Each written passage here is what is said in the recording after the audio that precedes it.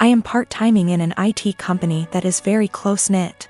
My boss Steven and his wife were always sweet.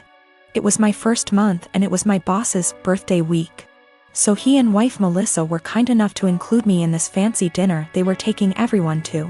A week prior to the dinner, Melissa added everyone to a group chat and asked whether we had any suggestions on where to eat. I told her that I am fine with anything as long there are vegetarian options available or at least chicken. They brought their daughter Steph to the dinner and she is a sweet little girl. Now Steph was really interested in me and she kept on asking me questions about how I look the way I look. Now I am short, 5 feet, but can be somewhat deemed as fit to today's generation. I was transparent with her and told her that I don't restrict myself to certain foods but rather eat everything in moderation. Plus I have a plant-based diet and home-cooked meals so that helps, and I also lift weights. Now Melissa overheard our conversation partially. She pulled me aside and told me that Steph was recovering from eating disorder, so she encouraged me to be honest with her and not lie to her and not to order anything that screams diet. When I saw the menu, there were little to no vegetarian options available. It didn't have anything for me. I was very disappointed and made a comment that, oh wow, there are no vegetarian options. Melissa chimed in and said that eating meat once in a while won't affect my weight. Now, when I say plant-based diet, it's not that I don't eat meat, but I only eat chicken maybe once a week as a side dish, and certain types of fish occasionally, but other than that I mostly eat vegetarian dishes. My food habits are not for my weight, but for my religion / culture. It has nothing to do with my weight. When the waiter came in, I was still glued to my menu when all the others had already ordered. Melissa said that oh she will have the duck too, and I interrupted and said that no, I will have the garden salad. I hate salads, but there were no other veg options. Melissa got quiet. After a few minutes she told me that I shouldn't have lied and lead on her daughter if I was going to order a skinny salad and starve myself. She said that I am just like those IG influencers who lie to impressionable young girls about their food habits and bodies, and I just proved that by ordering a salad after giving her daughter a "don't restrict yourself" speech, and I probably triggered her eating disorder. I tried to explain that I only ordered a salad because there was no other option in the menu for me, but then she said that I should have just sucked up and eaten the duck as it isn't going to affect my weight, but then again, I corrected that it is a religious thing and not a diet thing. She said that if I eat chicken then obviously I would eat other animals too, and I was just putting up an act. It was horrible. She completely tore me down and I immediately left. When I was a teenager, my dad bought me a classic 1972 Ford Bronco. It was my true passion, and I don't recall a memory from high school that somehow doesn't involve that truck. Plus my dad and I would spend hours and hours working on it together, and we went through that especially father / son rough patch. When I was teenager it was always that Bronco that brought us back together. I made a huge mistake and sold the truck when I turned 19 and my dad died of a heart attack 2 months later, so while not logical, I've always felt a karmic connection between the two events. We had a baby in early February. She is our first and the light of my life. My wife is doing well, but she's back at work and she's realized that she hates all the daycares we've tried and really wants to be a stay-at-home mom, and plus she's still very hormonal from delivery. Lack of sleep and breastfeeding, so she's having a rough time and is angry a lot. I guess I need to say this. 2 weeks ago I was driving through our town's warehouse district and saw a Bronco that was pretty beat up but resembled mine.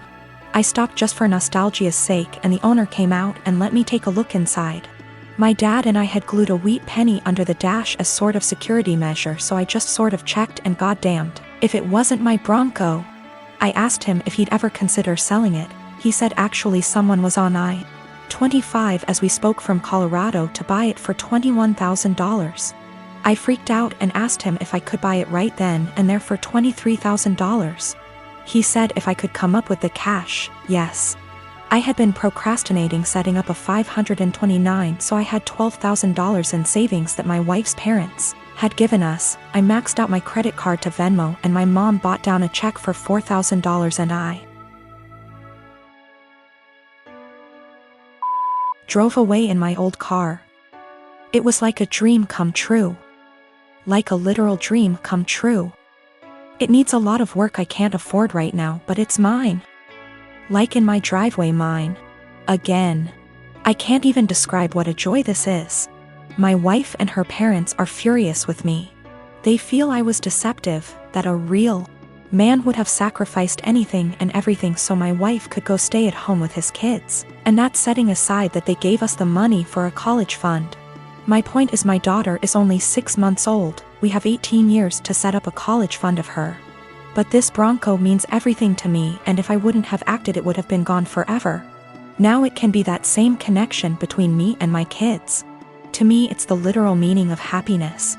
I talked with my mom and she is basically going to buy the Bronco from me in order to refill the college fund and pay off the credit card. The $4,000 will be a gift and she's going to give me whatever I need to restore it. She's always been awesome to me and she's rather the money be spent now than wait for me and my sister's inheritance. I didn't tell my wife that my mom bailed me out and lied and said I found a buyer for the Bronco. I'll figure out how to cross that bridge when I get there, but my wife was so relieved that I had come to your senses. I don't want to disappoint her. It's going to take all my lying skills to pull this one off over the next few years. My boyfriend Steve and I have been dating for over a year and a half. I met him in one of my upper-level classes 2 years ago. At the time he was finishing up his degree, before moving on and working on his master's. Since we started talking, seeing each other, and dating casually, I really loved our entire relationship.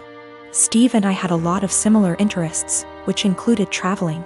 We did a small trip to South America a couple months ago for a few weeks, Peru and Chile. We had an amazing time. It was once we got back from our trip that I saw our relationship in a whole different way. We traveled well together, and bonded in a new way. I knew I was in a great relationship. I thought we had a great relationship, until I got some news a few days ago. 3 days ago, I went over to drop a MacBook charger over at my best friend's house, Chenille. Chenille and I have been best friends since we were in high school from the age of 16 years old. I have always considered her to be my number one, and closest person in my life. I have noticed that the past 6 months we haven't hung out in the same capacity that we usually have. Both of us have been busy with our lives, school, work, relationships, etc. But I kinda got the feeling after this past year of university around April that she was starting to move away. She had a bad with her ex that lasted under a year. He cheated on her with a coworker, and the rest is history. They broke officially around the end of January. As I went over to drop off her extra charger that she borrowed, I talked with her mom for a bit. Chenille ended up getting called in to pick up an extra serving shift at the restaurant she has worked at during her degree. Her mom wanted to talk to me about a few things. I was puzzled. Chenille's mom was always really outgoing and funny. We had known each other for over 8 years at least. But she wanted to have a serious talk. Chenille's mom, Karen, went on to tell me that she saw Steve and Chenille sneak around the back of the house about a month or so ago. Karen went on to explain that she noticed this happening 2 other times. At first, she thought we were all hanging out. But Karen told me that she got a weird gut feeling on this situation. She told me that I should talk to Steve and Chenille ASAP. Steve and I were supposed to go out for dinner last night. He picked me up, and off we went. I felt really bad and humiliated the entire time we were out.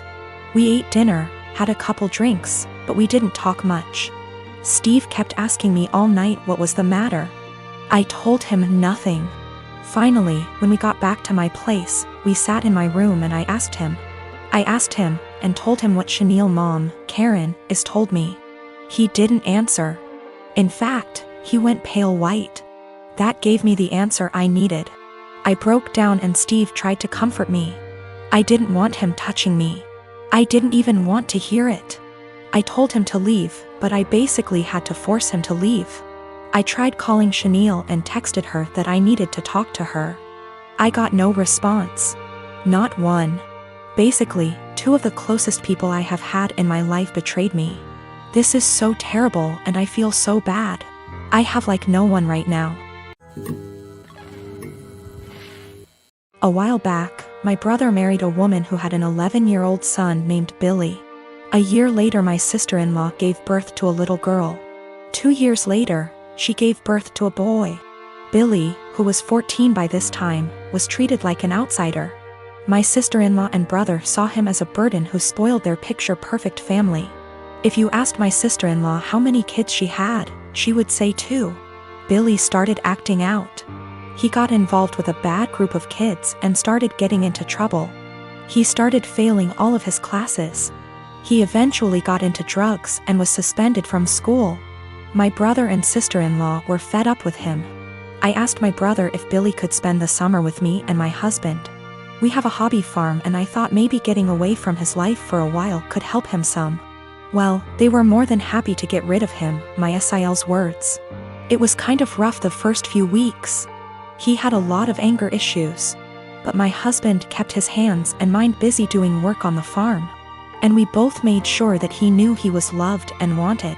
By August, he was a totally different kid.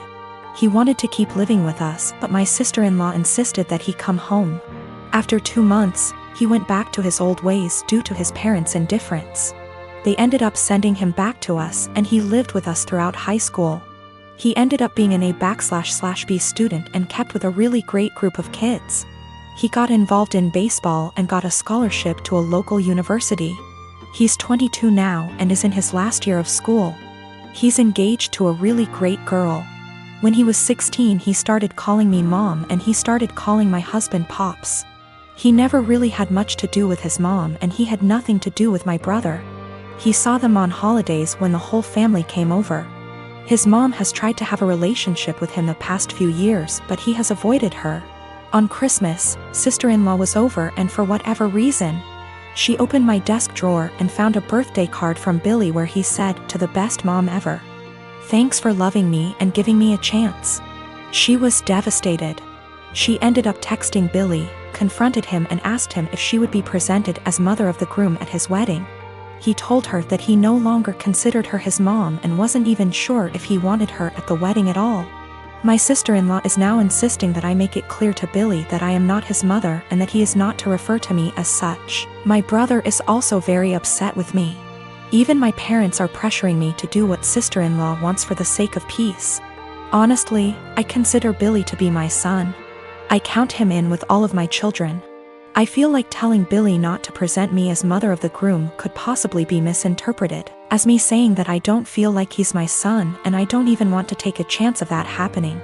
If he decides to present his real mom as mother of the groom, I will 110% support him. I have zero desire to tell Billy not to call me mom and I absolutely won't do it because I know it would destroy him, and it would kill me. My sister-in-law insists that by not doing it, I'm making it impossible for her to have a relationship with him and I'm being selfish. I have talked to Billy about it some. He doesn't like to talk about his mom at all. He basically just said that he doesn't see her as a mom and has for sure decided he doesn't want her at the wedding. I understand and respect that.